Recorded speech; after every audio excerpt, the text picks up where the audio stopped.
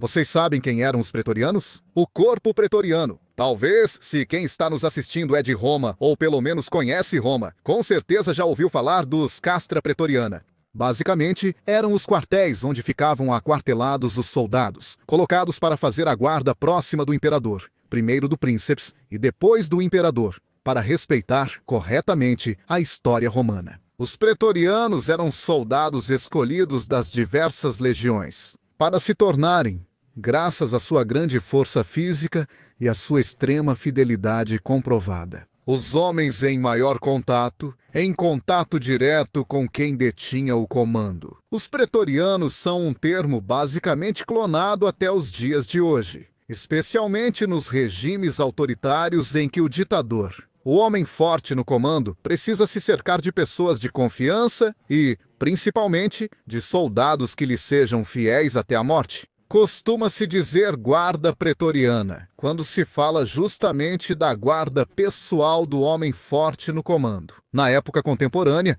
houve vários exemplos de guarda pretoriana, mas nenhum, provavelmente, jamais atingiu os patamares alcançados pelas tristemente famosas Waffen-SS.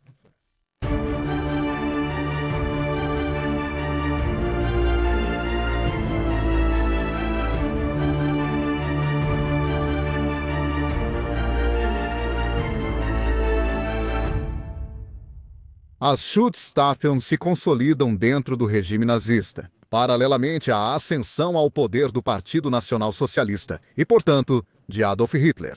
A PPPQ, a Shimune, cada vez mais relevantes, substituem a seção de assalto em importância nos centros do futuro regime, tornando-se, antes de tudo, os guarda-costas de Hitler, garantindo sua segurança. E não é por acaso que são justamente as SS que participam na linha de frente naquela noite.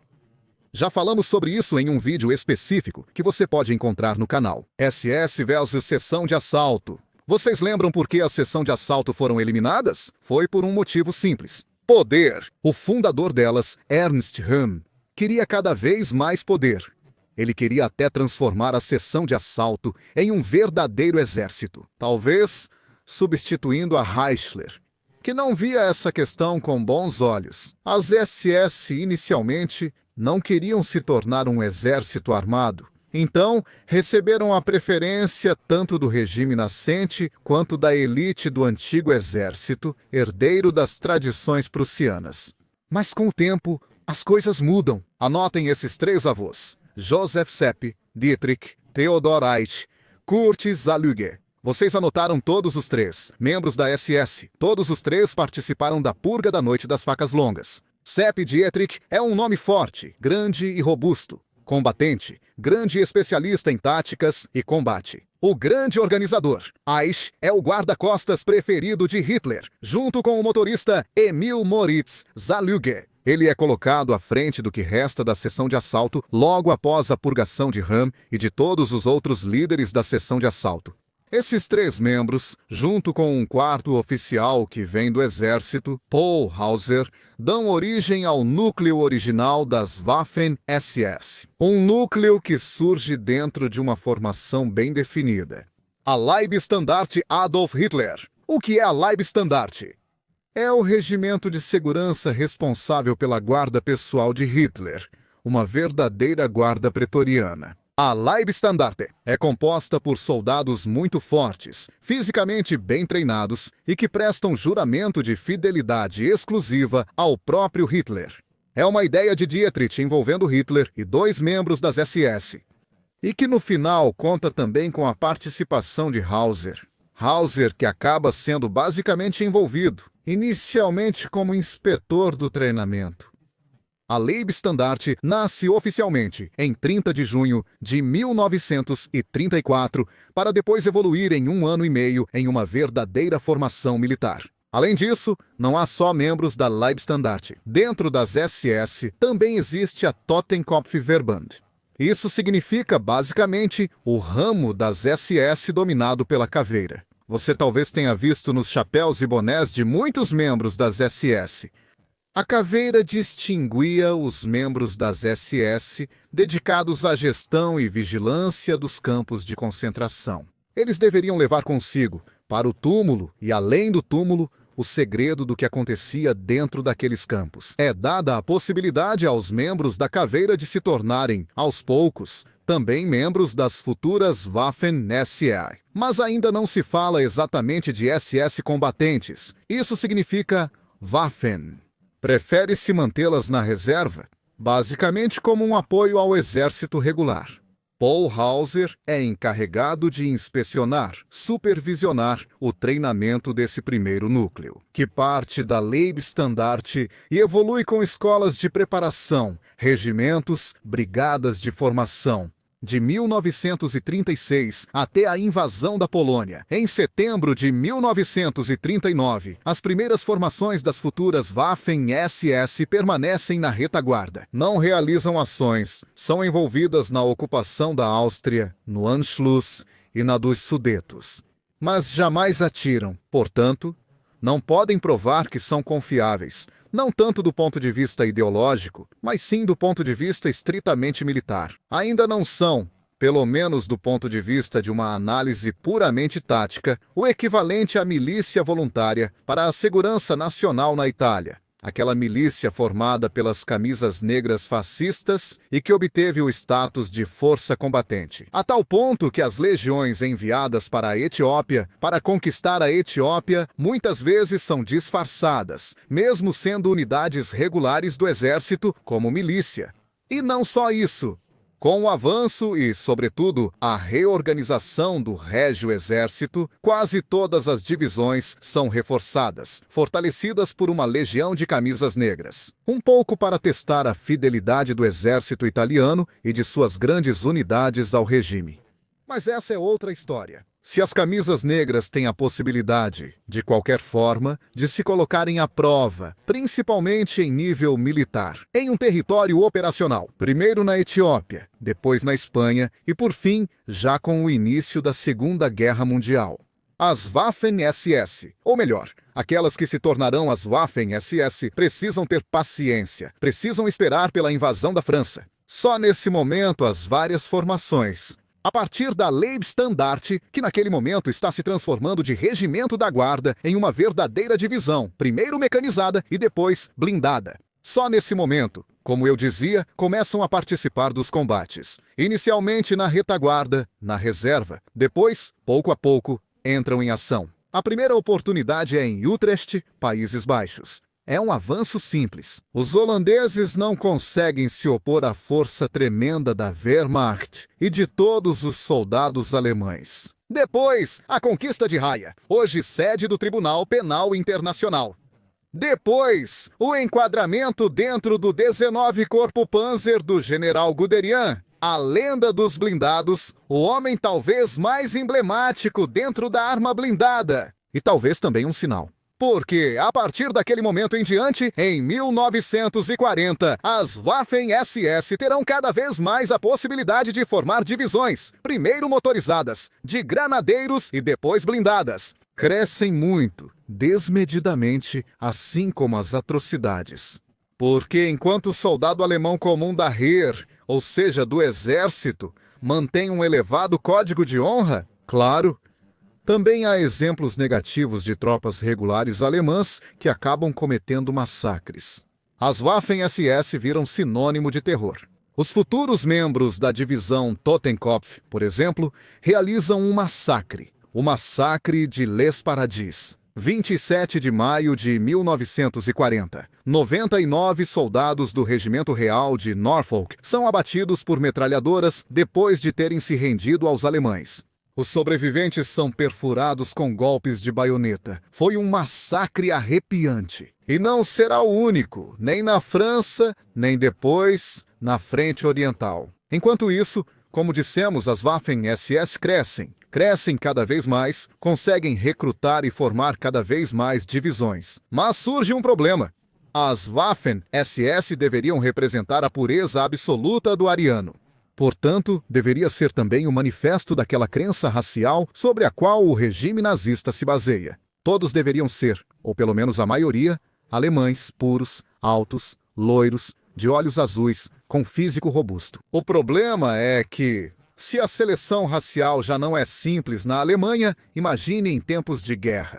Então, depois de um tempo, recorre-se a um artifício para o recrutamento. Um artifício chamado Volksdeutschen. Quem são eles? Bem, são húngaros, romenos da Transilvânia, boêmios, croatas, posteriormente bálticos e depois holandeses, valões, flamengos, galicianos, até mesmo italianos. Todas pessoas, todas etnias, que teoricamente não teriam nada a ver com o grande Reich nazista, mas que são reconhecidos de uma forma ou de outra, às vezes de maneiras muito criativas, como descendentes de um ramo germânico perdido, e, portanto, autorizados a vestir o uniforme com os relâmpagos gêmeos.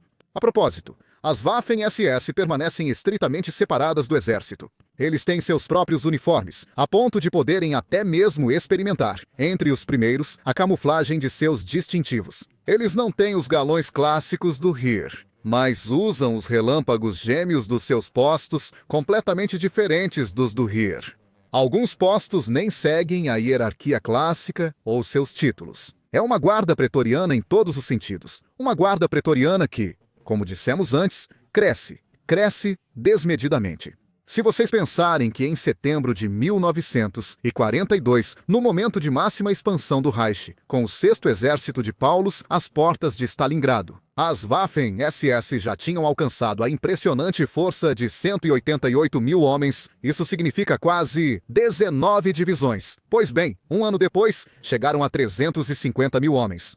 No auge do esforço, as Waffen-SS chegaram a impressionantes 38 divisões. O núcleo principal é composto por divisões de infantaria não alemãs, os Volksdeutschen. Depois, as unidades blindadas, cujos nomes serão pronunciados nos campos de batalha, mas também nas salas de tribunal. Quando chegará o momento de prestar contas à justiça, a Eibstandarte das Reich, Totenkopf e Viking, ficaram conhecidas por atrocidades nos campos de batalha, contra civis e partisãs. Depois, há outras duas divisões blindadas que já encontramos em outra história, a da Operação Market Garden.